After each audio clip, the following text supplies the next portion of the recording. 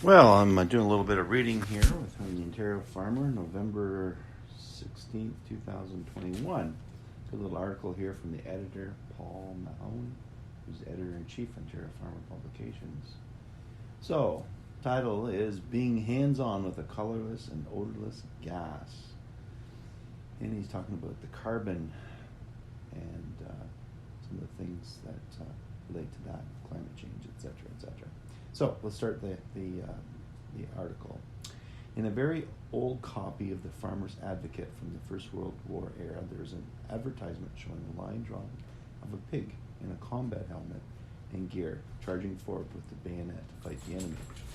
The enemy at the time was Kaiser Bill, the German emperor, and the words in the advertisement suggested that Canadian pigs stood at the ready to help supply the Allied troops with the nutrition they needed to win the war in Europe. How were pigs doing that? They were eating off-farm feed, of course. That's right. One of the early feed companies piggybacked, so to speak, on the passion of the war effort to help with its sales effort. More than a century later, it just seems such a ridiculous caricature. Pigs will do almost anything for attention, but they don't charge after the Kaiser with the bayonet. What will someone think 100 years from now about the carbon reduction crusade? I think of that combat pig extremism today, and when every second piece of news has something to do with carbon reduction, it is obvious that the best way, the only way to get any kind of research funding or general attention is connected somehow to the bandwagon of carbon reduction. Geez, just off topic, I've thought of that for a few things as well. Back to the story. People and organizations are falling all over each other to get the carbon money they seems to be flowing so freely. It remains the game of the century. This spills over into the commercial marketplace where companies try to catch that wave of sentiment, maybe to boost sales or to deliver the perception that something is being done. I feel the sales success is marginal at best. For example, there's the caterpillars. A Cambridge University study found that periodic mass outbreaks of leaf-destroying caterpillars can improve the water quality of nearby lakes, but may also increase the lake's carbon dioxide emissions. The headline, of course, was about the carbon. Come on, guys, we know you just wanted to study caterpillars and had to sell it. It's amusing, hands up.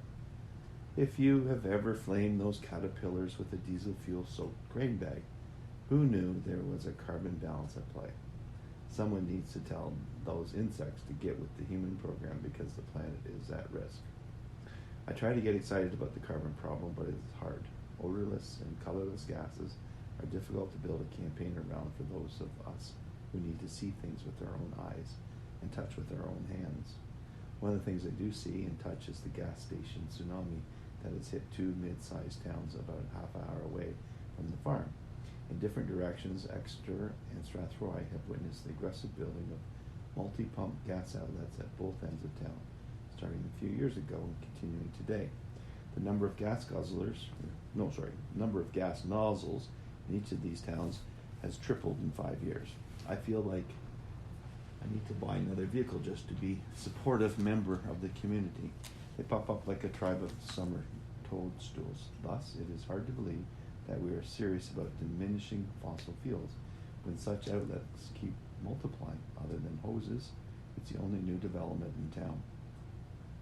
Well, other than houses, it's the only new development in town. It is also obvious that these outlets require a lot of upfront capital, probably from the same lending institutions that are laying it on thick over in carbon reduction theater. A recent discussion with a young person turned to the topic of traditional cars versus electric cars. It's nice to see the youth involved, but it isn't just the old folk who are carrying prejudices. She said, whatever the drawbacks of the electric car, those drawbacks were less than those of a traditional fuel-burning vehicle. An audit of all the resources would probably show this to be true, but her only frame of reference was that the choice was one of the two types of vehicles. I doubt that running into town ever meant exactly that in her experience. That is, running into town because you never owned a vehicle. I suspect that the depth of carbon reduction being proposed goes beyond the choice of fuel versus electric. The electric vehicle market has grown the most in the other parts of the world, and it has been bikes and scooters, not cars and trucks. The choice may not be what kind of vehicle to drive. The choice may be to not drive a traditional size vehicle at all. How many people are making that choice? Who wants to go first? It won't be me, and it won't be anyone I know. So far, the carbon reduction efforts have been a caricature and a selling hook, just like that pig with a combat helmet. Will it go any further than that? Well, the editor raises some good questions about that. Anyway, thanks for checking in and listening in to my little readings here. Have a great day. God bless you.